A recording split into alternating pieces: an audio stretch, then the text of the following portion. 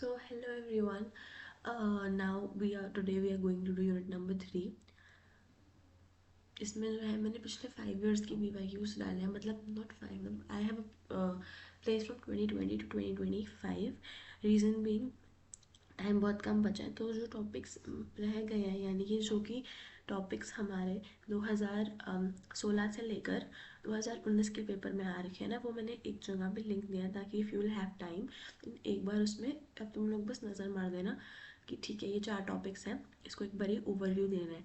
बाकी ये जो है इसमें मैंने सारे के सारे 2020 से लेके 2025 तक जितने भी क्वेश्चन आ रखे हैं सारे डाले हैं, और इसको तुम्हें याद करना पड़ेगा क्योंकि इसमें है, मतलब you can say this is the most heaviest chapter of the whole unit of the whole book. Unit 2 unit 4 हो जाएगा, इसमें थोड़ा सा मेहनत लगेगी, ठीक है। So beginning with the things now. Organising, ठीक है, ऑर्गेनाइजिंग हम लोग स्टार्ट कर रहे हैं। सबसे पहले तो हमारा टॉपिक आता है ऑर्गेनाइजनल डिज़ाइन। ऑर्गेनाइजेशनल डिज़ाइन, अभी ऑर्गेनाइजेशनल डिज़ाइन क्या होता है? ऑर्गेनाइजेशनल डिज़ाइन का मतलब होता है organisational design means arranging people and jobs in a company, ताकि जो वर्क है वो अच्छे से हो जाए, ठीक है। So organisation design is like arranging people and jobs in a company, ताकि जो भी काम है वो अच्छे से हो जाए, उसको बोलते हैं हम लोग ऑर्गेनाइजेशनल डिज़ाइन। अब पेपर में आता है कि what do you mean by organisational design, वो तुम लोग लिख लोगे। उसके फैक्टर्स क्या होता है, या तो फिर we will say contingency factors affecting organisational design, कि क्या ऐसे कंटिजेंसी फैक्टर्स हैं जो कि ऑर्गेनाइजेशनल डिज़ाइन को इम्पैक्ट करते हैं। पहला तो है स्ट्रैटेजी। अभी स्ट्रैटेजी क्या है? बेसिकली स्ट्रैटेजी ये बता दें कि कैसे कंपनी जो है it is going to position itself in terms of its, मतलब अपने प्रोडक्ट के हिसाब से वो कैसे अपने आप को पोजीशन करेगी। तो हमारे पास जो है कॉस्ट लीडरशिप होता है, स्ट्रैटेजी को डिफ्रेंशिएट कर सकता है वो स्ट्रैटेजी, हम डिफ्रेंशिएशन स्ट्रैटेजी होती है, right. Next we have environment. तो हमारा इन्वायरमेंट कैसे, स्टेबल है तो फिर डायनामिक है। स्टेबल है तो मतलब चेंजेस बहुत जल्दी दिकर होंगे, स्टेबल है तो चीज़ें विल बी कांस्टेंट, राइट, इतना जल्दी चेंज नहीं होगा, बट डायनामिक में चीज़ें बहुत जल्दी चेंज होती हैं, ठीक है। So that's the case. Next we have organisational size की, अगर हमारी जो ऑर्गेनाइजेशनल साइज़ है वो बड़ी है, मतलब इट्स मोर कॉम्प्लिकेटेड, राइट, तो वहाँ पे ज़्यादा कॉम्प्लिकेटेड ऑर्गेनाइजेशनल स्ट्रक्चर होगा, राइट। देन अगर इतनी कॉम्प्लिकेटेड नहीं है, its organisation size is small, then इतना कॉम्प्लिकेटेड स्ट्रक्चर नहीं होगा, they will mostly follow organic structures. Organic structures में इतने रिस्ट्रिक्शंस नहीं होते, they are free flexible, whereas mechanistic structures वो होता है जिसमें रिजिड रूल्स को फॉलो किया जाता है। तो बड़ी ऑर्गेनाइजेशन में मैकेनिस्टिक स्ट्रक्चर जनरली फॉलो किया जाता है, छोटी वालों में organic structures. Then we have organisation life cycle. पहला होता है बर्थ, मतलब जब इनिशियली ऑर्गेनाइजेशन बनी होती है, ठीक है। इंट्रोडक्टरी स्टेज, कोई फॉर्मल स्ट्रक्चर नहीं होता है इसके अंदर। यूथ के अंदर क्या होता है, ऑर्गेनाइजेशन अपना जो अटेंशन है it shifts it that from the wishes of founder to the wishes of customers. तो इसमें फॉर्मल स्ट्रक्चर डिज़ाइन होता है, ठीक है, और ये भी ऑर्गेनिक ही होता है स्ट्रक्चर के अंदर ज़्यादा। Next we have mid life. Mid life के अंदर क्या होता है ना, जो ऑर्गेनाइजेशन है जब उसने अचीव कर लिया हाई लेवल ऑफ सक्सेस, ज़्यादा कम्प्लेक्स है, वो अपने आप को इंक्रीज कर रही है, तो वो होता है हमारे मिड लाइफ के अंदर। Here it's mechanistic in nature.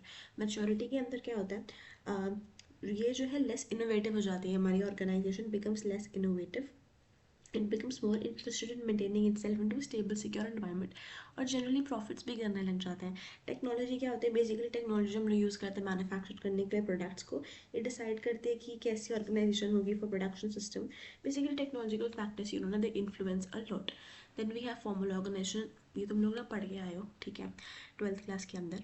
Formal organisation, informal organisation. तो देखो फॉर्मल ऑर्गेनाइजेशन क्या होता है, एक वैसी ऑर्गेनाइजेशन जो कि मैनेजमेंट क्रिएट करती है ताकि गोल्स अचीव हो पाए। इसमें स्पेसिफिक रूल्स प्रोसीजर्स होते हैं, ठीक है, मतलब मेन एम होता है कि गोल अचीव होना चाहिए, दैट इज इट, ठीक है। तो वही है डेलिबरेटली डिज़ाइन, मतलब जानबूझ के डिज़ाइन की जाती है। इसमें अलग अलग जॉब पोजीशंस होते हैं, तरीके से उनसे क्लैरिटी ऑफ जॉब्स होती है, lays down various rules and procedures, अलग अलग रूल्स और प्रोसीजर्स को ले डाउन किया जाता है। इसमें ज़्यादा एम्फोसिस काम पे दिया जाता है, not on interpersonal relationships. Efforts अलग अलग डिपार्टमेंट्स को कोऑर्डिनेट किया जाता है, इंटरलिंक किया जाता है, इंटीग्रेट किया जाता है। So efforts of different departments are coordinated, interlinked and integrated. Next we have the next thing work. यहाँ पे पूरा प्लान होता है, पूरी हायरार्की क्लियर होती है, जैसे मैंने बताया focus is on work not on personal relationships. अब उसके फ़ायदे क्या होता है, एडवांटेजेस, फिक्सेशन ऑफ रिस्पॉन्सिबिलिटीज में सारी ड्यूटीज़ क्लियर होती है, तो मेरे को पता है भाई कि किस काम के लिए कौन रिस्पॉन्सिबल है, तो रिस्पॉन्सिबिलिटी फिक्स होती है। क्लैरिटी ऑफ ड्यूटीज़, वही ड्यूटीज़ भी क्लियर है क्योंकि इसको क्या काम करना है। Unity of command through scalar cheese, unity of command है मतलब मेरे को पता होता है कि किस हिसाब से यूनिटी ऑफ कमांड है, मतलब it flows from the top to the bottom, right. Next we have accomplishment of organisation objectives की, इसमें अकम्पलिशमेंट होती है ऑर्गेनाइजेशन ऑब्जेक्टिव्स की। Then we have long term planning, मतलब फॉर्मल ऑर्गेनाइजेशन वो लॉन्ग टर्म सोचती है। Then we have everything is organise, सब कुछ एकदम प्रॉपर ऑर्गेनाइज्ड होता है और वर्क टाइम पे ख़त्म हो जाता है। Then we have formal organisation के ही डिसएडवांटेजेस, बहुत स्ट्रिक्ट और बोरिंग हो सकती है अगर बहुत ज़्यादा मतलब रूल्स एंड प्रोसीजर्स अबाइड किया जाए। It's very if it's like it depends upon like company to company, so it can be strict and boring. Freedom employees को कम मिल सकती है, बहुत ज़्यादा उन पर रिस्ट्रिक्शंस लगा दिए जाए तो कम्युनिकेशन स्लो हो जाती है बहुत ज़्यादा, employees feel less connected because there is no as such what do you say communication अच्छा प्रॉपर नहीं हो पाता between different people. Then we have employees feel less connected, decision making भी स्लो हो जाती है क्योंकि इतने सारे लेवल्स हैं, हर एक लेवल की सहमति लेंगे भाई पहले तो, उसके बाद चीज़ें की जाएंगी। इस वजह से sometimes managers don't listen to new ideas, right. वो मैनेजर्स भी भाई formal organisation to an extent नहीं सुनते हैं। एम्प्लॉयज़ लूज कर सकते हैं, मोटिवेशन उनकी नहीं सुनी जाएगी तो वो क्यों मोटिवेट होंगे। They need recognition and respect, ठीक है, हॉलस्ट्रोन में पढ़ा था। Anyways next we have informal organisation features. अब इनफॉर्मल ऑर्गेनाइजेशन के फीचर्स क्या है। इनफॉर्मल ऑर्गेनाइजेशन वही ऑर्गेनाइजेशन होती है जो कि एम्प्लॉयज़ के द्वारा क्रिएट किया जाता है किसी भी कंपनी के अंदर। It is like created out of formal organisation due to like इनके जो भी इंटरेक्शंस होते हैं, due to their like relationships, that is why it is created. Now इसके फीचर्स क्या है। It originates within the formal organisation, emerges spontaneously, मतलब spontaneously खुद ही जनरेट हो जाता है। इट्स नॉट लाइक कि आप ये डेलिबरेटली जानबूझ के, जैसे फॉर्मल ऑर्गेनाइजेशन को तो डेलिबरेटली क्रिएट किया जाता है, जानबूझ के ऑर्गेनाइजेशन क्रिएट करती है, पर ये स्पॉन्टेनियसली ही इमर्ज हो जाती है। It evolves from group norms, जो भी ग्रुप नॉर्म्स होते हैं उससे इवॉल्व होती है। Complex network of social relationships among people, ये क्या है, कम्प्लेक्स नेटवर्क है सोशल रिलेशनशिप्स का लोगों के बीच में। इसमें कोई रिटन रूल्स नहीं होता, it is fluid in form and scope. There is no fix lines of communication, कोई फिक्स लाइन्स ऑफ कम्युनिकेशन नहीं है कि इसी ही तरीके को यूज़ करके we have to communicate, like उसमें we have unity of command. एक तरीके से ये बोल सकते हैं कि एक फिक्स लाइन था उसमें कम्युनिकेट करने का कि have to like communication from top to bottom, but इसमें ऐसे कुछ नहीं है। Next we have informal organisation के एडवांटेजेस, इसमें जल्दी जल्दी इन्फॉर्मेशन स्प्रेड हो जाती है, राइट। फिर है सोशल नीड्स को फुलफिल कर दे, कि ह्यूमन एक सोशल एनिमल है, वो चाहता है कि भाई इंटरेक्शन हो। फिर it makes the workplace friendly and cooperative just because people are interacting. Next people feel happy and satisfied, new ideas friendly discussion से आते हैं, उनको तुम लोग उनकी सुनोगे तो मतलब पीपल आर क्रिएटिव, राइट, तो आइडियाज़ देंगे। It increases team work, real reviews आते हैं एम्प्लॉय से, रियल रिव्यूज़ एम्प्लॉयज़ दे सकते हैं अबाउट द मैनेजमेंट, मतलब किस हिसाब से कंपनी चल रही है। what do they feel as an outer person if they think like as a customer also, मतलब उनका not as a customer, मतलब उनका रियल रिव्यू आता है कि जो वो genuinely फील करते हैं just because their interactions with the people around there is really very strong. Then we have informal organization के disadvantages, rumors बहुत जल्दी spread हो जाता है, अफवाहें बहुत जल्दी फैलती हैं, ठीक है। resistance to change, अब जो लोग हैं वो रेजिस्ट करते हैं चेंज को, तो अब तो उनका इनफॉर्मल ऑर्गेनाइजेशन ही बन गई, तो अब तो वो रेजिस्टेंस और भी स्ट्रॉन्ग हो जाएगा। They give priority to group interest, ठीक है। उसके बाद ऑर्गेनाइजेशनल गोल्स को इग्नोर कर सकते हो, अपने इनफॉर्मल में वो हो सकता है कि भाई चलो ये है, तो मतलब ऑर्गेनाइजेशनल गोल्स में भी इग्नोर, वर्क डिले हो सकते हैं just because informal organisation create हो चुकी है। नेक्स्ट इस ग्रुप प्रेशर जो डिसीजन को अफेक्ट करता है, कॉन्फ्लिक्ट्स, लड़ाइयाँ झगड़े हो सकते हैं भाई, फॉर्मल स्ट्रक्चर डिस्टर्ब हो सकता है, simple. Next we have how to measure degree of decentralisation, तो एक हमारे पास डिफरेंस भी है डिसेंट्रलाइजेशन डेलीगेशन का, तो मैं पहले वो पढ़ा देती हूँ ताकि सही रहे। We have also lot of differences, ये 27-28 पेजेस की वो होगी पीपीटी है। ये डेलीगेशन डिसेंट्रलाइजेशन का डिफरेंस देखो।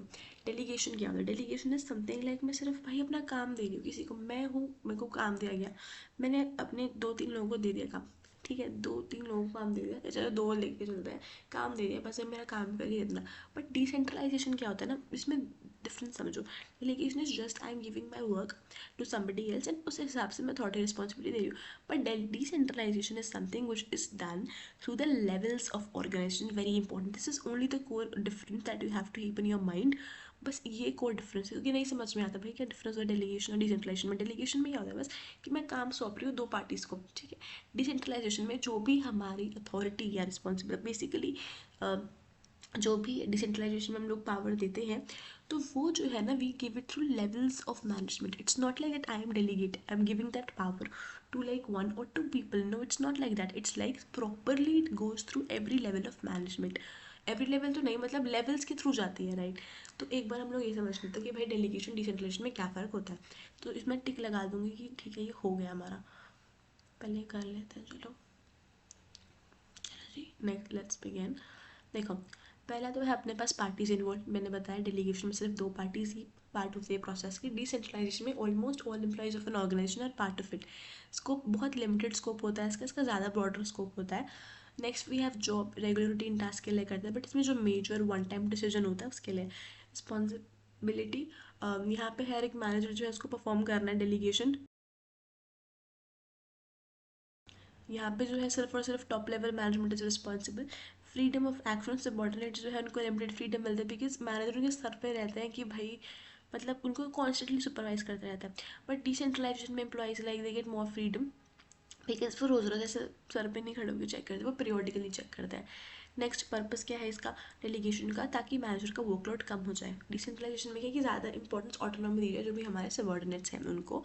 इसमें ग्रांट अथॉरिटी कह सकते बाय इमीडिएट सुपीरियर, बट यहाँ बाय टॉप लेवल मैनेजमेंट. ठीक है. मेन कोर डिफरेंस याद रखें, delegation is like you giving it to 2 parties. Decentralisation में it goes through levels of management, levels of management. Alright. तो अब हम लोग वो पढ़ सकते हैं.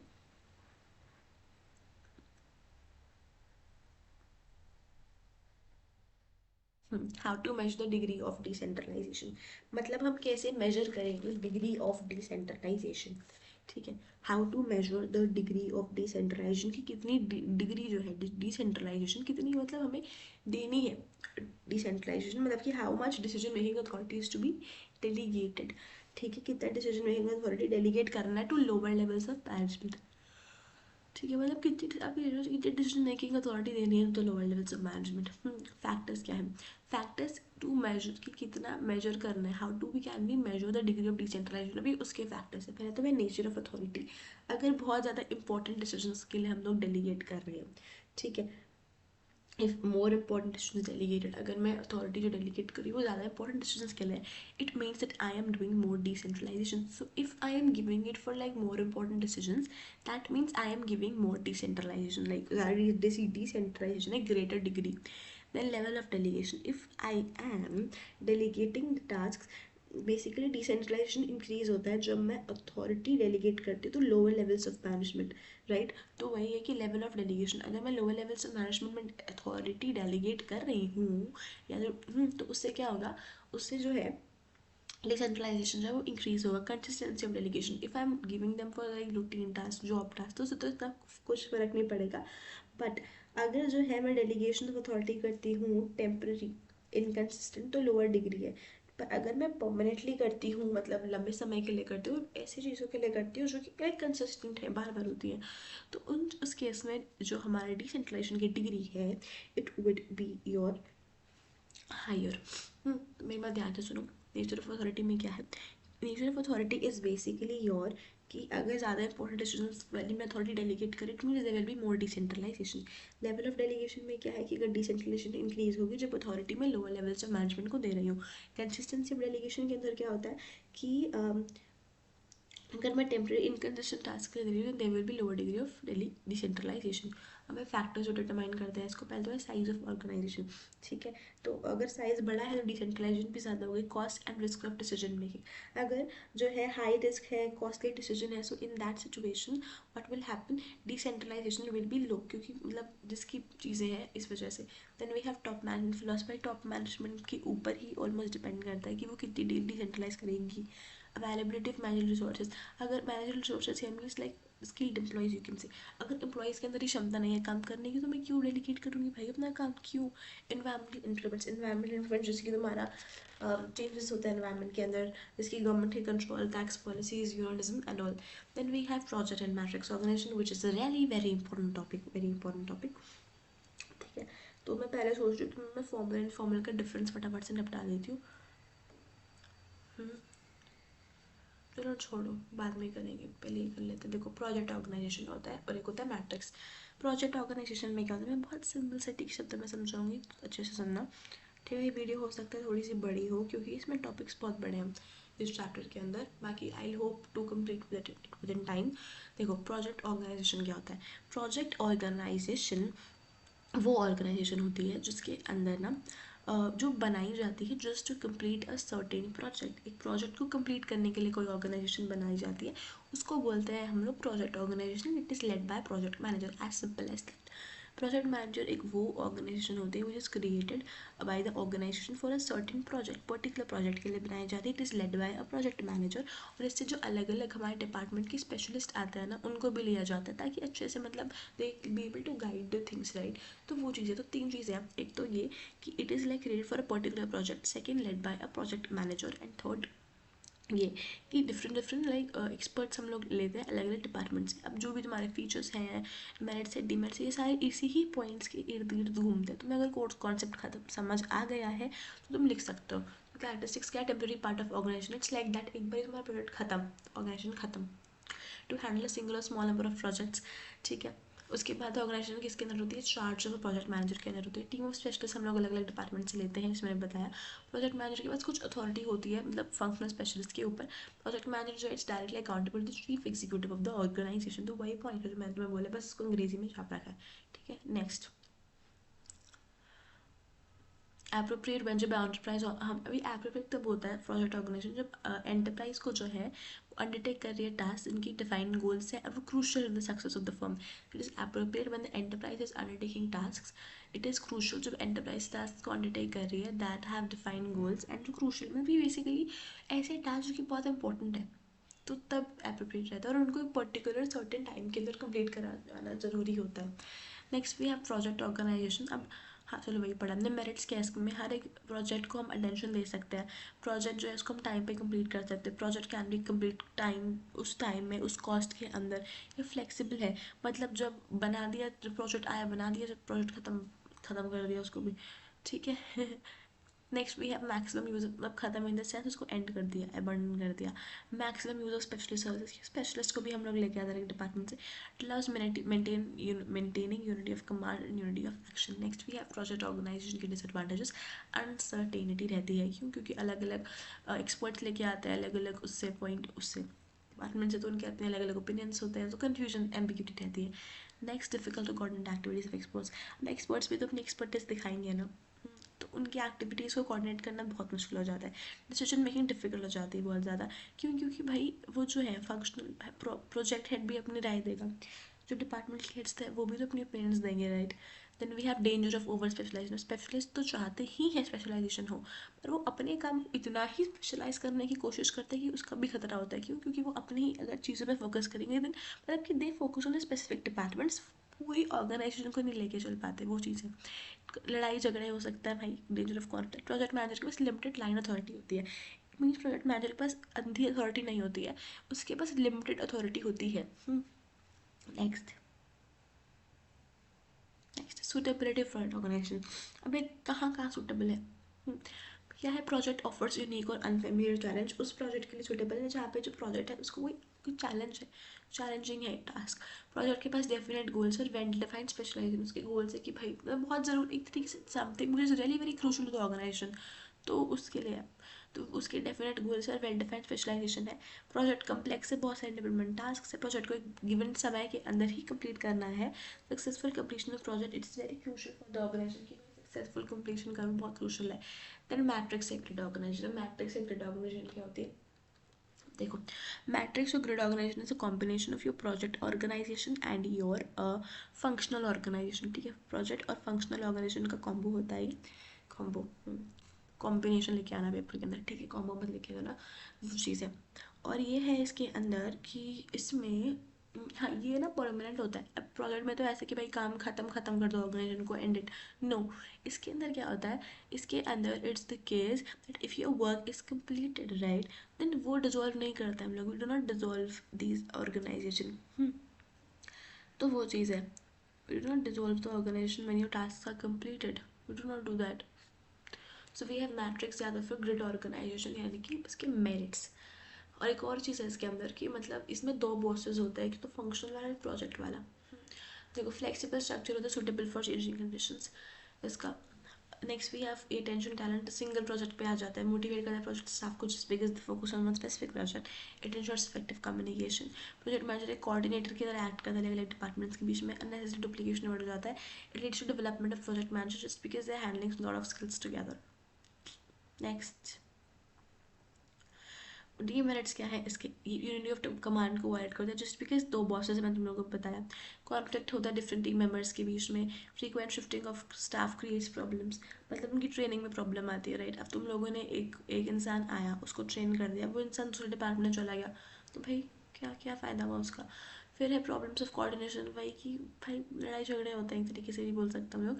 ऑपरेटिंग कॉस्ट बढ़ जाती है क्योंकि प्रोजेक्ट मैनेजर को भी लेके आ रहे हो, उसको भी लेके अलग अलग डिपार्टमेंटल हेल्थ को खर्चा तो बढ़ेगा ही ना। उसके बाद ड्यूअल रिपोर्टिंग होती है, जैसे तुम्हें बताया कि दो बॉसेस हैं तो ड्यूअल रिपोर्टिंग। डिले होता है डिसीजन मेकिंग में, क्यों? क्योंकि भाई झगड़े होते हैं भाई, इनकी सहमतियाँ नहीं हो पाती अच्छे से। और प्रोजेक्ट कंप्लीशन में क्रिएट्स पावर स्ट्रगल। यहाँ पर डिले डिसीजन मेकिंग में तब हो सकते हैं कि जब टॉप मैनेजमेंट ध्यान नहीं दे, क्योंकि टॉप मैनेजमेंट में जैसे है पकड़ के मतलब सॉर्ट ऑफ स्ट्रिक्ट है, तो इतनी दिक्कत नहीं होने वाली। क्रिएट्स पावर स्ट्रगल्स, उनको पावर स्ट्रगल होता है कि मेरे को अथॉरिटी मिले, मेरे को मिले। Causes of creation of informal groups, तो तुम्हारा ये खत्म हो चुका है, मैंने इसका डिफरेंस करा देती हूँ फटाफट से, ताकि जो है हमारी चीज़ें साथ साथ होती रहे, निपटती रहे। हाँ एक और चीज़ मैं तुम लोगों को वो भी दिखा देती हूँ, बड़ी से डायग्राम इसका, क्योंकि पेपर में सीधा पूछते हैं चलो डायग्राम के साथ बताओ। हम्म, तो वो बता देती हूँ मैं। ये देखो, ये जो है ये हमारा प्रोजेक्ट में ऑर्गेनाइजेशन का डायग्राम है, ये प्रोजेक्ट ऑर्गेनाइजेशन का, ठीक है। उसको देख लो, स्क्रीनशॉट ले लो। इसमें क्या है देखो, मैनेजर है, उसके बाद ये हमारे अलग अलग डिपार्टमेंट्स हैं, बस। और फिर क्लॉक्स, इसको वैसे याद ही करना पड़ेगा, कोई और चारा नहीं। फिर ये मैट्रिक्स का, यहाँ पे मैंने कॉमा कॉमा डाल दिया, मतलब सेम ही है, जो ये दो डब्बे बने हैं ना, ये हर जगह बनेंगे, ठीक है। यहाँ पे मार्केटिंग लिखा है, यहाँ पे भी मार्केटिंग लिखना है, और फिर भी यही वाला डब्बा बनेगा, तो इसलिए मैंने बनाया नहीं। तो तुम लोग समझदार, तुम लोग कर लोगे। ये लाइन अथॉरिटी है और ये प्रोजेक्ट अथॉरिटी है, और ये जो लाइन है, ठीक है, वो अथॉरिटी बेसिकली डिपार्टमेंटल अथॉरिटी को दिखा रही है, वाली लाइन भाई प्रोजेक्ट अथॉरिटी को दिखा रही है। तो प्रोजेक्ट अलग प्रोजेक्ट डिपार्टमेंट्स है, प्रोजेक्ट है, प्रोजेक्ट बी मैट्रिक्स का है, ठीक है। स्क्रीनशॉट ले लो, इसको कर लेना याद, ले लो पहले, स्क्रीनशॉट ले लो।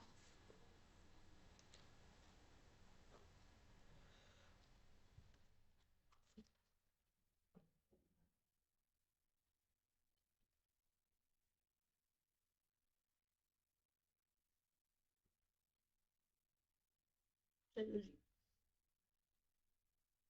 ये भी होगा तुम लोगों को स्क्रीनशॉट। अच्छा, difference between matrix and project organisation. Matrix organisation तुम लोगों को पता है, it's a combination of your functional and project structure, ये प्रोडक्ट लाइक स्ट्रक्चर है। इसमें है कमांड सिस्टम, तो मल्टीपल कमांड सिस्टम में दो बॉसेस होते हैं। इसमें एक single command system just because एक ही बॉस है। इन्फॉर्मेशन प्रोसेसिंग, इसमें हाई इन्फॉर्मेशन फ्लो होता है, मतलब इतनी सारी इन्फॉर्मेशन आ जाती है ना, तो हाई इन्फॉर्मेशन प्रोसेसिंग होता है। इसमें लो इन्फॉर्मेशन प्रोसेसिंग होता है जस्ट बिकॉज लो इन्फॉर्मेशन मतलब सिंपल कम्युनिकेशन। फिर यूज ऑफ रिसोर्सेज, तो प्रोजेक्ट मैनेजर है वो रिसोर्स शेयर करता है विद द फंक्शनल हेड्स। इसमें क्या होता है, इसमें resources used only by the concern project manager. Next we have power struggle, possibility होता है पावर स्ट्रगल के बीच में और मैट्रिक्स, बट प्रोजेक्ट में ऐसा कुछ दिक्कत नहीं होती पावर स्ट्रगल वगैरह की। उसके बाद बैलेंसिंग नीड्स, तो इसमें क्या होता है मैट्रिक्स में, balancing customer and organisational needs, इसमें कुछ बैलेंसिंग नहीं चाहिए होती है। अकाउंटेबिलिटी, इसमें शॉर्ट अकाउंटेबिलिटी है between functional and project manager, इसमें क्लियर अकाउंटेबिलिटी, प्रोजेक्ट मैनेजर तुम ही हो रिस्पॉन्सिबल जो भी ऑर्गेनाइजेशन के साथ होता है। उसके बाद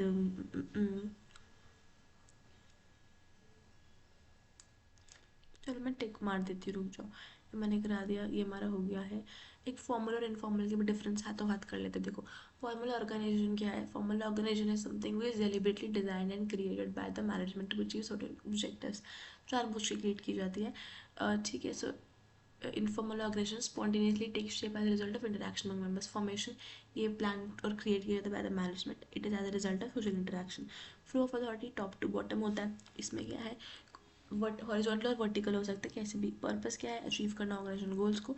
इसमें क्या सेटिस्फाई करना सोशल और कल्चरल नीड्स को, और फुलफिल करना कॉमन इंटरेस्ट को। Next we have top to bottom flow करते थोड़ी तो हो गया ना. पर्पस क्या होता है? Achieve organisational goal, satisfy social and cultural needs, ये भी हम लोगों ने कर लिया था.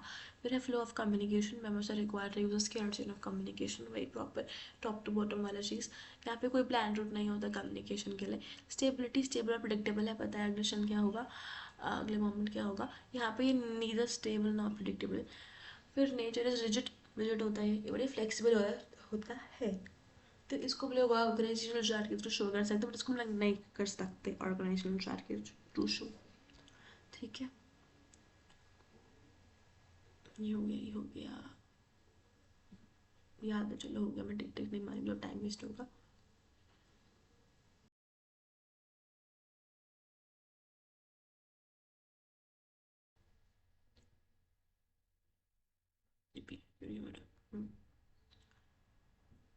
ये हम लोगों ने कर लिया था. यहाँ पे आ जाओ. Causes of creation of informal groups. अब भाई इनफॉर्मल ग्रुप्स क्यों क्रिएट होते हैं उसके बारे में जानना है. बड़ा the causes of creation of them. Companionship, लोग जो है कंपेनियनशिप मतलब एक दूसरे को जानने लगते हैं, पहचानने लगते हैं, उनमें बॉन्डिंग होती है इस वजह से. सेंस ऑफ आइडेंटिफिकेशन, वो जो अपने आप को ना पहचानते हैं कि इधर a part of a particular informal group. वो सोर्स ऑफ इन्फॉर्मेशन को सारी खबरें मिलती है भाई इनफॉर्मल ग्रुप से, पता चलता है कि क्या क्या ताज़ा खबर है, sort of like that. Then we have job satisfaction. Satisfaction होती है जॉब की, right, because human beings social animals, उनको भी इंटरेक्शन चाहिए ना लोगों के साथ. प्रोटेक्शन ऑफ मेंबर्स, एक तरीके से part of an informal group, तो प्रोटेक्शन हो सकता है मेंबर्स के. देखिए इनफॉर्मल ग्रुप्स जब भी उनको मतलब उनके साथ ऐसे मतलब व्हाट यू से एम्प्लॉय का वो किया जाए, मतलब कैसे समझाऊँ तुम लोगों को. When employees are not given fair rights, right, तो बहुत हेल्प होता है उस केस में. आउटलेट फॉर फ्रस्ट्रेशन, मतलब लोग अपने घर से बाहर से परेशान हो गया आते हैं, तो यहाँ पे वो एक तरीके से हम बोल सकते हैं it's an outlet for frustration. मतलब देखिए share the values whatever they have feeling. There is perpetuation of cultural values. अगर कोई पे हमारे ही जैसा जो हमें कल्चरल वैल्यूज वाला इंसान मिल जाए, तो फिर एक तरीके से हमारी अच्छी बॉन्डिंग हो पाती है उसके साथ. जनरेशन ऑफ न्यू आइडियाज़, वही फॉर्मल ग्रुप में पीपल कम्युनिकेट, नए आइडियाज जनरेट होता है. Next next next we have, मैंने बता दिया फंक्शनल डिवीजन का डिफरेंस. सॉरी सॉरी तो कराना है, चलो पहले आगे आ जाते हैं हम लोग इस पर. इससे कॉन्टिन्यूशन का टॉपिक है. अब है कैसे मैनेजर को इस ग्रुप्स को हैंडल करना चाहिए. How to manager handle these groups. तो मैनेजर को जो है फॉर्मल एक्सेप्टेंस देनी चाहिए इन ग्रुप्स को. उसको बोलना चाहिए भाई मैं क्या तुम्हारे अगेंस्ट हूँ, मैं तुम्हारे अगेंस्ट नहीं हूँ, आई एम एक्सेप्टिंग यू. तो वो चीज़ है. तो मेजर्स क्या है, inform employees they are not against informal groups. पता है कि भाई मैं नहीं अगेंस्ट इन्फॉर्मल ग्रुप्स के. उनसे फीडबैक रहे कि तुम्हें कैसा फील हो रहा है. ठीक है, इन्वॉल्व करो ग्रुप मेंबर्स को डिसीजन मेकिंग के अंदर, इंटीग्रेट करो ग्रुप गोल्स को ऑर्गेनाइजेशन गोल्स के साथ. डन. उसके बाद क्या, डेलीगेशन. अभी ये आता है, ये क्वेश्चन आता है कि delegation provides the means by by matter multiplies itself. 2 बार ही आ रखे पिछले पेपर्स में. अच्छा क्वेश्चन है, देखो. अब इसमें पता नहीं चलता है लिखना क्या है, क्या लिखना है इसके अंदर, नहीं मालूम पड़ता. देखो डेलीगेशन एक प्रोसेस है जहाँ पे मैनेजर अपने आप को मल्टीप्लाई करता है. क्यों? क्योंकि भाई वो अपने सारे जो भी टास्क है वो दे देता है ना हर एक जगह. तो अगर ये क्वेश्चन आए, इसमें कमेंट पूछे, मैंने पहले प्रोजेक्ट प्रोसेस लिख दिया, पर पहले जो है ना यहाँ पर इंपॉर्टेंस ऑफ डेलीगेशन आएगा. देखो अगर ये क्वेश्चन आए तुम्हारे पेपर में, डेलीगेशन प्रोवाइड द मीन, जहाँ पे एक मेजर प्लान को मल्टीप्लाई करता है, कमेंट करो और प्रोसेस करो, तो तुम लोग इसमें क्या लिखोगे, तुम लोग लिखोगे process of delegation of authority. चलो अपना प्रोसेस लिख रखा है तो इसको तो भी भूल जाओ, तो मैं भी कमेंट तक बोल रही हूँ, तो तुम क्या लिख के आओगे, डेलीगेशन को समझा के आओगे होता क्या, फिर उसकी इंपॉर्टेंस लिख के आओगे.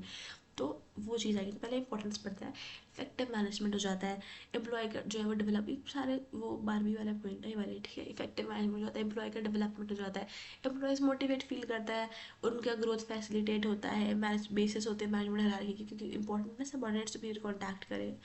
उसके बाद है बेटर कोऑर्डिनेशन. सिंपल. अब है प्रोसेस ऑफ डेलीगेशन अथॉरिटी, तुम लोग नहीं पढ़ के आए. पहले है डिफाइन रिजल्ट. भाई पहले ये सोचो कि ठीक है मैं काम डेलीगेट करूँगी, मेरे को आउटकम क्या चाहिए, what is the result that I want. Assignment of duty. फिर उसके बाद मैंने सोच लिया ठीक है ये जो है मैं काम देने वाली हूँ, मेरे को ये आउटकम चाहिए, फिर मैं ड्यूटीज़ को असाइन करूँगी ना, काम दूंगी, फिर उस ड्यूटी के हिसाब से मैं अथॉरिटी भी दूंगी.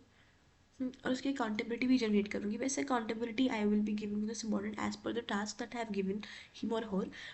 But eventually at the end top management को तो मैं ही अकाउंटेबल होंगी ना. I will be only accountable to top management. Just because I have delegated it. उन्होंने तो यही बोलता कि भाई तेरे से काम चाहिए, मैंने डेलीगेट कर दिया वो. तो समझो, मतलब तुम लोग इतना कंफ्यूज मत हो. मैं सिंपल है कि creating accountability means here that the amount of accountability that I will that the subordinates will have, जिसको मैंने title, it will depend upon the extent of work, जितना मैंने उसे अथॉरिटी दी है उस पर डिपेंड करेगा, उतनी उनकी अकाउंटेबिलिटी होगी, उसकी डिपेंड करेगा, depend, I am saying depend. Next we have हो गया भाई ऑर्गेनोग्राम्स। ऑर्गेनोग्राम्स भाई तुम्हारा ऑर्गेनाइजेशनल चार्ट होता है। ऑर्गेनाइजेशनल चार्ट को ऑर्गेनोग्राम्स बोलते हैं। इसमें बेसिकली हम लोग जो भी तुम्हारे जॉब पोजीशंस हैं, टाइटल्स हैं, लेवल्स हैं, उसको बहुत ही अच्छे से पिक्टोरियली विजुअली डिपिक्ट किया जाता है, इलस्ट्रेट किया जाता है। वही होता है तुम्हारा ऑर्गेनाइजेशनल चार्ट, उसी को बोलते हैं ऑर्गेनोग्राम्स। सिंपल। ऑर्गेनाइजेशनल चार्ट में देखो होता है ना, सारे लेवल्स लिखे होते हैं, क्या लोग मतलब क्या क्या जॉब पोजीशंस हैं, उनकी ड्यूटीज़, वो सब चीज़ें, तो वही होता है ऑर्गेनोग्राम्स, ऑर्गेनाइजेशनल चार्ट। देखो अब इम्प्रूव्ड कम्युनिकेशन, इससे क्या होता है ना, कम्युनिकेशन तुम्हारा इम्प्रूव हो जाता है कि तुम्हें पता होता है कि भाई किसको किसके साथ कम्युनिकेट इन द सेंस किसका काम किससे कनेक्टेड है, तो फिर मतलब एक प्रॉपर विजुअल डिपिक्शन है, सो यू नो ना that you have to communicate and interact with this person just because he is linked with your task। और जनरली भी कम्युनिकेशन इंप्रूव होता है बिकॉज एक प्रॉपर पिक्टोरियल रिप्रेजेंटेशन आ जाता है चीज़ों का। ये क्लैरिफाई करता है रोल्स और रिस्पॉन्सिबिलिटीज़ को। बट एम्प्लॉय ऑन बोर्डिंग मतलब हम चार्ट को देख के पता कर सकते हैं कि मेरे को कौन सा एम्प्लॉय मतलब क्या ऐसी चीज़ें हैं एम्प्लॉयज़ की that I would require for certain task. More transparency and accountability facilitates future planning of employees. पता चल जाता है कि एम्प्लॉयज़ कितने ज़रूरी है हमारे लिए इन द सेंस कि which job position is vacant, वो चीज़ है। फिर रिसोर्स को एलोकेट कर सकता है। अब 3 तरह की टाइप्स होती है, सिंपल है बिल्कुल। क्या है, हायरार्किकल, टॉल, फ्लैट और मैट्रिक्स। मैट्रिक्स हम लोग पढ़ के आ रखे हैं अभी, जो प्रोजेक्ट और फंक्शनल का कॉम्बिनेशन होता है। हायरार्किकल या तो फिर टॉल, फ्लैट या हॉरिजॉन्टल। इसमें तुम बेसिक कॉन्सेप्ट बताता हूँ, तुम आगे का लिख सको। हायरार्किकल या टॉल क्या होता है भाई, तुम और जो पढ़ के है ना तुम लोग, levels of management, 3, top, middle, bottom, वही है और कुछ नहीं है फालतू का। उसी के बारे में कहानियाँ लिख रखी हैं आगे। फ्लैट ऑर्गेनाइजेशनल स्ट्रक्चर वो होता है जो फ्लैट होता है, यानी कि उसमें कोई मिडिल मैनेजमेंट नहीं होता है। बस फ्लैट में मिडिल मैनेजमेंट को गायब कर देते हैं, it's not there. Hierarchical tall में तीनों लेवल्स ऑफ मैनेजमेंट होते हैं, बस वही चीज़ है। तो फ्लैट, इसके फीचर्स की बात करें, डिसेंट्रलाइज मैनेजमेंट अप्रोच है, ठीक है। इसमें हमने मिडिल लेवल को हटा दिया। Few levels of management, broadly defined jobs. इसमें है ना जनरल जॉब डिस्क्रिप्शन होती है, स्पेसिफिक जॉब नहीं बना सकता है।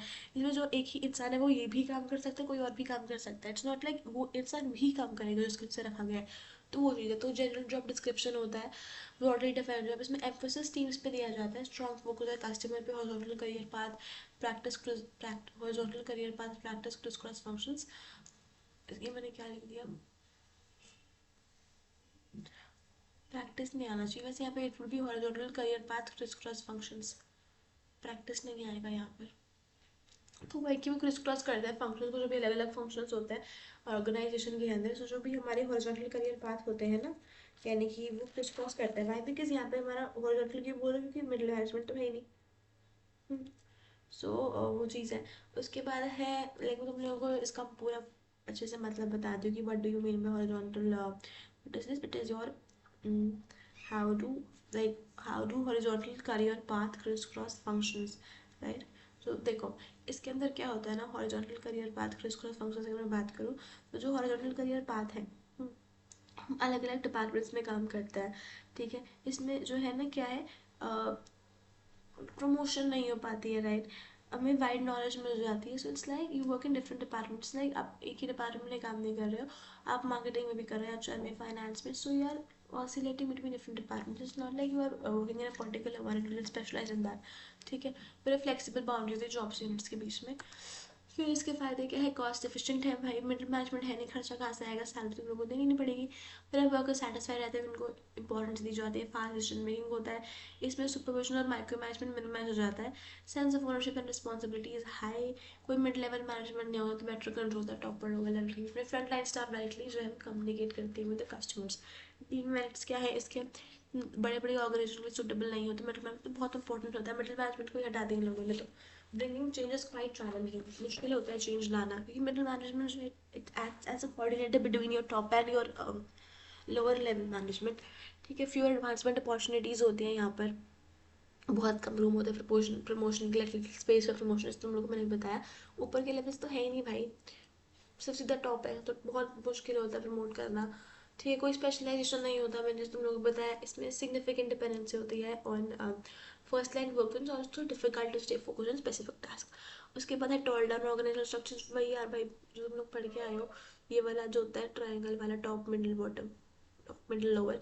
एडवांटेजेस क्या है, रोल्स रिस्पॉन्सिबिलिटीज के लिए नैरो स्पैन ऑफ मैनेजमेंट होता है, मतलब कि few subordinates, narrow span of management is the span of management is the number of subordinates you are handling, right, which are under your control. तो narrow span of management मतलब कम subordinates होते हैं। इसका मैनेजमेंट स्ट्रक्चर एकदम clear होता है, हर एक लेयर जो वो क्लियर डिस्टिंक्ट होती है, अलग होती है, दिखाई देखते हैं ना, टॉप मिडिल लोअर। फिर एम्प्लॉयज जो वो हार्डर वर्क करता है, why just because they have like वही प्रमोशन मिलेगा। डिसएडवांटेजेस डिले होता है, हर एक लेवल के थ्रू चीज़ें जानी पड़ती है, फ्रीडम और रिस्पॉन्सिबिलिटी ऑफ एम्प्लॉयज रिस्ट्रिक्ट हो जाता है, डिले हो सकता है, मैनेजमेंट की कॉस्ट ज़्यादा आ सकती है, employees they feel disconnected from the top level. Then we have steps to have delegation of authority. In order to make delegation effective, managers must know how to delegate. तो ये पूछ सकते हैं कि क्या steps है अगर मेरे को effective delegation of authority चाहिए. If I want effective delegation of authority, then what are the steps that I should follow?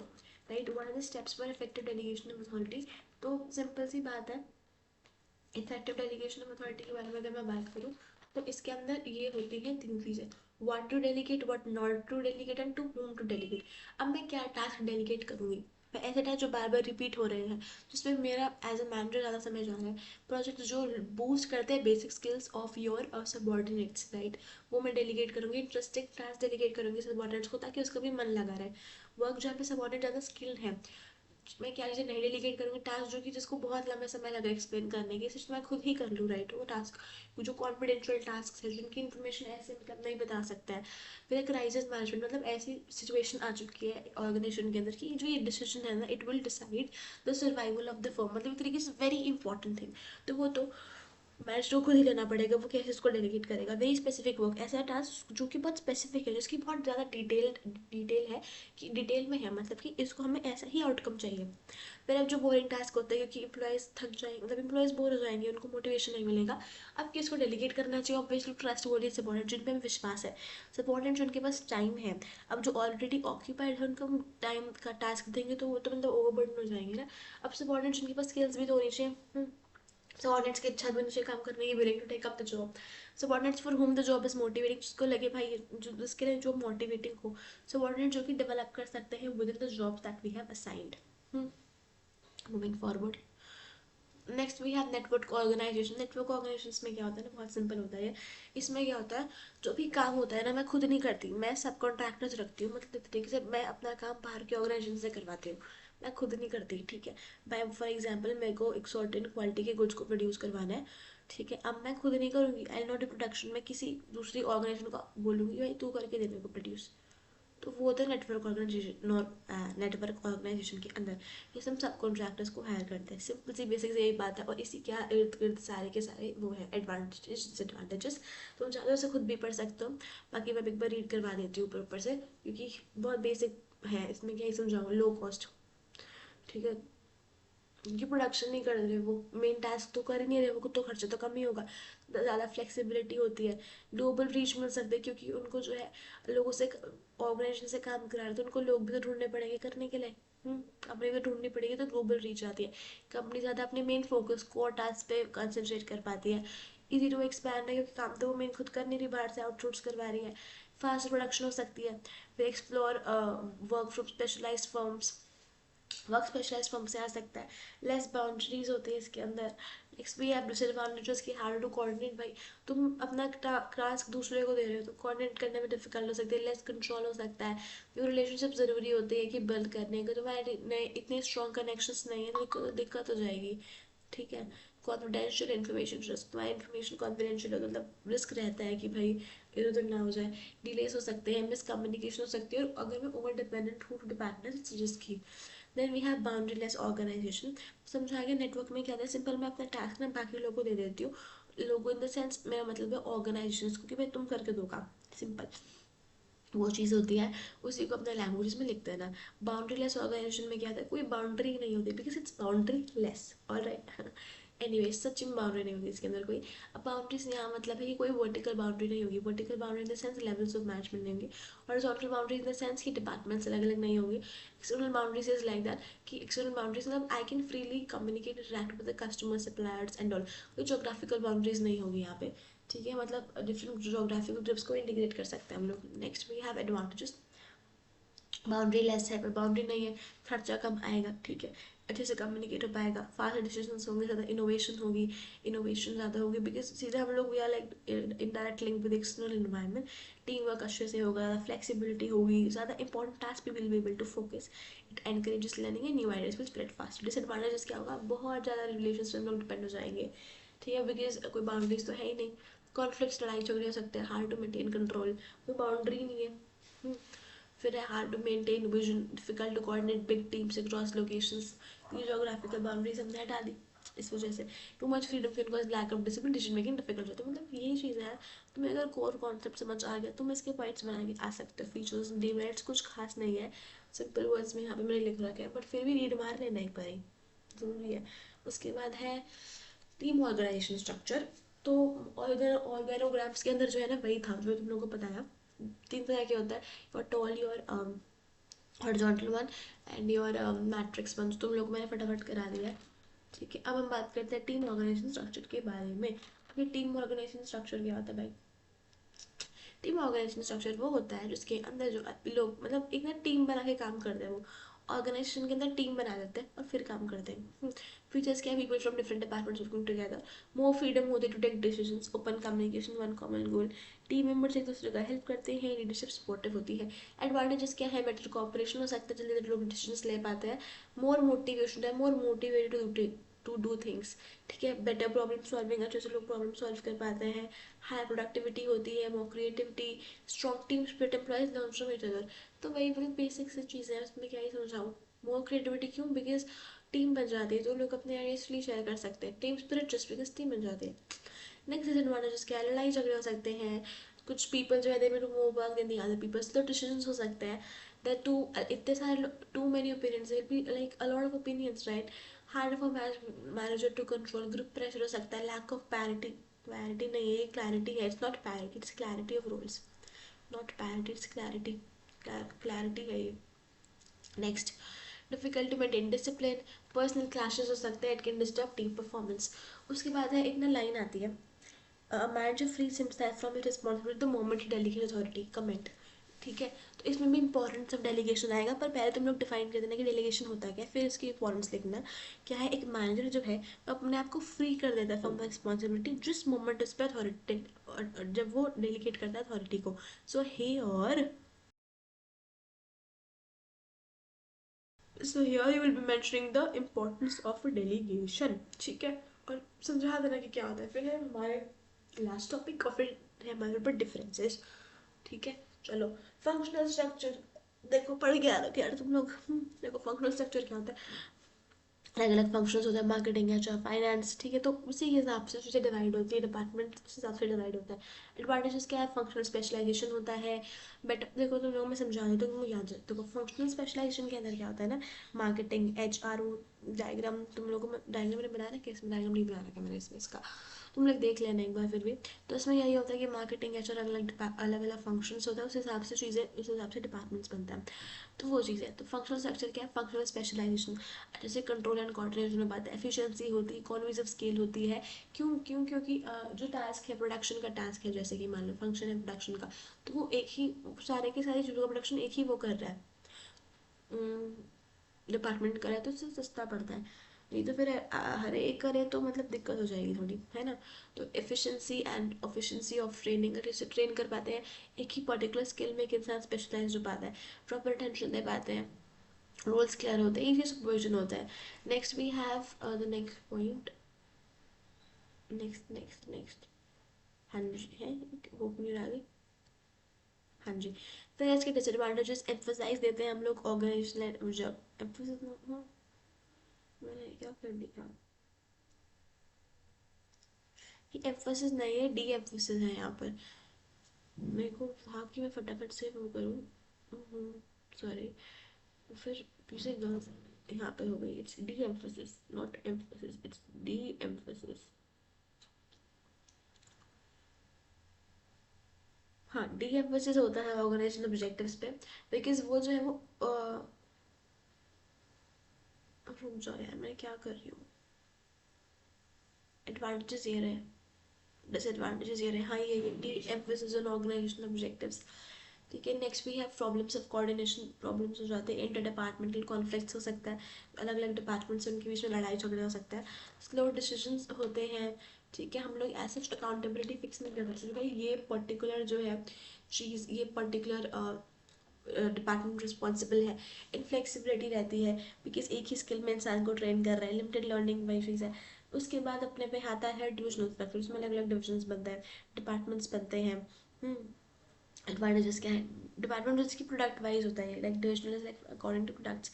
जूतों का एक बना दिया डिपार्टमेंट, चलो मेकअप प्रोडक्ट्स का लग दिया, लिपस्टिक का बना दिया, कॉम्पैक्ट का अलग बना दिया, आई शैडो का अलग बना दिया, और such as such like that. Then we have advantages, product specialization हो पाती है, इजी अकाउंटेबिलिटी, पता है कि भाई अगर फॉर एग्जाम्पल एक लिपस्टिक के मान लो सेल्स टारगेट नहीं मिले तो क्यों नहीं मिले, जस्ट बिकॉज लिपस्टिक के डिपार्टमेंट में कुछ ना कुछ गलती करी होगी, उनका फॉल्ट होगा। तो अकाउंटेबिलिटी ईजी रहती है, जो ये डिसीजंस ले पाते हैं, ज़्यादा फ्लेक्सिबिलिटी रहती है, एक्सपेंशन ग्रोथ हो सकता है because we can move product lines easily. यहाँ पे फोकस होता है प्रोडक्ट क्वालिटी। डिसएडवांटेजेस क्या है, वाह भाई एक्सपेंसिव कॉन्फ्लिक्ट्स, ओ माई गॉड। मैंने, हाँ मेरे को जल्दी जल्दी बनानी है वीडियो, मैं यहाँ पे टाइप बोलते रहता है जब देखो इसके अंदर, इस वाली वीडियो में। दूसरा पॉइंट है, पहले तो एक्सपेंसिव होता है भाई, कॉन्फ्लिक्ट लड़ाई झगड़े हो सकता है, ऑर्गेनाइजेशनल इंटरेस्ट इग्नोर हो जाता है, कंपटीशन हो सकता है अलग अलग डिविजन्स के बीच में, lack of uniform policies, it can create ego. भाई साहब ये ना तुम लोग इसमें से मत देखिए करना डिसएडवांटेजेस, कुछ भी हो रही है यहाँ पर। एनीवेज, एक तरीके से मतलब ईगो, करप्शन होगा। एनीवेज मैं तुम लोगों को जहाँ मैं लिख रही हूँ वहाँ से पढ़ा देती हूँ, तुम लोग सुन लेना, इसको भी लिखे छोड़ दो। एक्सपेंसिव है, कॉन्फ्लिक्ट्स हो सकते हैं, ठीक है, allocation of funds related, organizational interest ignore हो जाता है, कंपटीशन हो सकता है अलग अलग डिविजन्स के बीच में, लैक ऑफ यूनिफॉर्म पॉलिसीज, जब यूनिफॉर्म पॉलिसीज का लैक हो सकता है, ईगो क्लैशेस क्रिएट हो सकते हैं, it's not corruption here, it's clashes can create ego clashes and it's like harder to control all divisions. तो यहाँ पे क्लैशेस है, इट्स क्लैशेस। वैसे राइटिंग तो बहुत गंदी आएगी इससे मेरी, ठीक है, अब तुम लोग यहाँ से पढ़ सकते हो, ये मैंने ठीक कर दिया। उसके बाद थैंक यू तो नहीं बोलूँगी मैं तुम लोगों को, क्योंकि भी चीज़ें रहती हैं लास्ट में थैंक यू बोलेंगे आपको। जल्दी जल्दी आ जाओ भाई, ख़त्म करते हैं इसको, निपटाते हैं, बहुत लंबी खिंच की वीडियो, 10 मिनट की खिंच वैसे तो पहले वाली वीडियो से। ओके, फंक्शनल और डिविजनल स्ट्रक्चर। देखो जी, फंक्शनल स्ट्रक्चर क्या होता है, फंक्शनल स्ट्रक्चर में बेसिस ऑफ फॉर्मेशन क्या है, यहाँ पे जो है फंक्शंस जो है उसके हिसाब से हम लोग फॉर्मेशन करते हैं, it's on the basis of functions. Divisional में क्या होता है, it's according the products, divisional में प्रोडक्ट्स के अकॉर्डिंग जो है वो चीज़ें होती हैं। उसके बाद द फोकस, यहाँ पे जो है doing each functional properly is the focus. Divisional में क्या होता है, making each product division successful. Coordination is like harder between departments in your functional structure, coordination जो है मुश्किल होता है डिपार्टमेंट्स के बीच में, डिविजनल स्ट्रक्चर में it is easy with in each division. After that cost वाला भी एक पॉइंट है कि फंक्शनल में इतना खर्चा नहीं होता, डिविजनल में खर्चे होते हैं। स्पेशलाइजेशन फंक्शनल में फंक्शनल, उसमें प्रोडक्ट ग्रोथ यहाँ पे हार्ड होता है टू ग्रो करना जब प्रोडक्ट्स इंक्रीज हो जाते हैं, बट यहाँ पे हम लोग इजी कर सकते हैं डिविजन में, we can add easily new products, but here harder to grow जब प्रोडक्ट्स इंक्रीज होते हैं। Suitability, it is small firms के लिए सुटेबल होता है, लार्ज फर्म्स के लिए सुटेबल होता है। डिफरेंस हमने कर लिया है, ये हमने कर लिया है, ये कर लिया है, क्या कर लिया है हम लोगों ने, तो रुक जाओ रुक जाओ। हाँ जी, तो मैंने बताया था स्टार्टिंग में कि मैंने पूरे 10 चैप्टर के नहीं कराए, PYQs चैप्टर कह रही हूँ, क्वेश्चन पेपर 20 से लेकर 25 तक कराया। मैंने बोलता मैं लास्ट में तुम्हें टॉपिक्स बताऊंगी जो नहीं कराए, तो मैंने टॉपिक्स नहीं कराए क्योंकि मुझे पता है वीडियो बड़ी लंबी जाएगी। तो ये तुम लोग एक बार खुद रीड मार लेना, ठीक है। इन टॉपिक्स पे managerial grid, line staff organization, horizontal integration versus vertical principles और स्पैन ऑफ मैनेजमेंट, ठीक है। क्योंकि अभी जो है मैंने नहीं बनाई है भाई, जो हमारी 2 यूनिट्स है उसकी वीडियो मेरे को बनानी है अभी। तुम लोग एक बार मेरे को ना कमेंट सेक्शन में बता दो कि क्या मैं ऐसे पेपर वाले उसमें नोट्स वाले में बना लूँ, क्योंकि क्या है ना, इसको मेरे को इसमें टाइप करने में देर लगती है और टाइप भी बहुत ज़्यादा हो रही है, क्योंकि मेरे को है कि जल्दी जल्दी मेरे को चीज़ें करानी है, ठीक है। तो मैं तुम्हें अपनी जो मैंने जहाँ पे चीज़ें लिख रखी हैं उन्हीं में नोट से क्या तुम लोगों को पढ़ा दूँ ऐसे जैसे पेपर वाली चीज़ों पे, या फिर तुम्हें ऐसे ही चाहिए स्पेशल PPT चाहिए तुम्हें को स्पेशल, ठीक है। तो तुम लोग बता देना, क्योंकि पेपर कल ही है और चीज़ें जल्दी जल्दी हम लोगों को निपटानी है, ठीक है। क्योंकि अभी मेरे को उसकी प्लानिंग और ऑर्गेनाइजेशन की भी, ऑर्गेनाइजिंग की भी मेरे को भी नोट्स वगैरह बनाने हैं, चीज़ें लिखनी है, ठीक है। तो तुम लोग मेरे को बता देना कि how do you want, if you want in these things like this तो टाइम लगेगा इन चीज़ों के अंदर, ठीक है। अगर तुम चाहते हो कि नहीं मैं सीधा पन्ने की फ़ोटो खींच के उसको PDF बना के और उसी में से पढ़ा दूँ फटाफट से, तो मैं वैसे भी कर सकती हूँ। तो तुम लोगों को मेरे को बताना पड़ेगा, कमेंट सेक्शन में बता देना प्लीज़, जैसे तुम कहोगे I do like that only.